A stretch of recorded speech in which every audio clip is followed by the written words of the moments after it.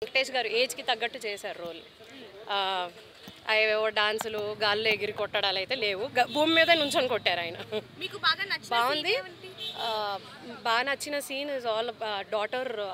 When ever Venkatesh garu ఆయన కూతురుతో ఎప్పుడైతే కనిపించారో ఆ సీన్స్ అన్నీ ది బెస్ట్.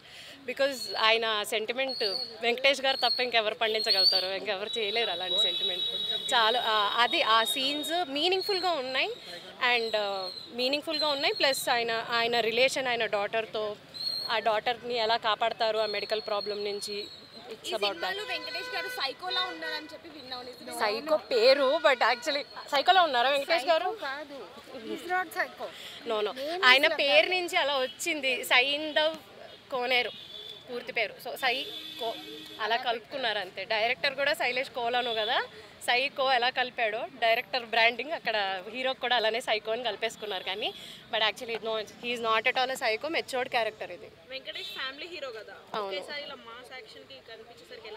ఇది మాస్ కాదు, యాక్షన్ మూవీ. మాస్ ఆడియన్స్కి మాత్రమే నచ్చుతుందని అనట్లేదు, but it's an action movie, meaningful action movie. అవును, ఫ్యామిలీ ఆడియన్స్కి వాయిలెన్స్ ఉంది కాబట్టి నచ్చకపోవచ్చు, నాకు తెలీదు. అంటే వాయిలెన్స్ ఉంటే వాయిలెన్స్ నచ్చదు అనుకున్న వాళ్ళకైతే నచ్చదు. బట్ ఆ స్టోరీకి మరి ఆ వాయిలెన్స్ కావాలేమో. లేదండి, నా కూతురు అయితే భయపడింది వచ్చి. తను 8 ఏళ్ళు. అమ్మో అమ్మో, మధ్యక చాలా మటుకు ఉంది violence. It's complete action movie.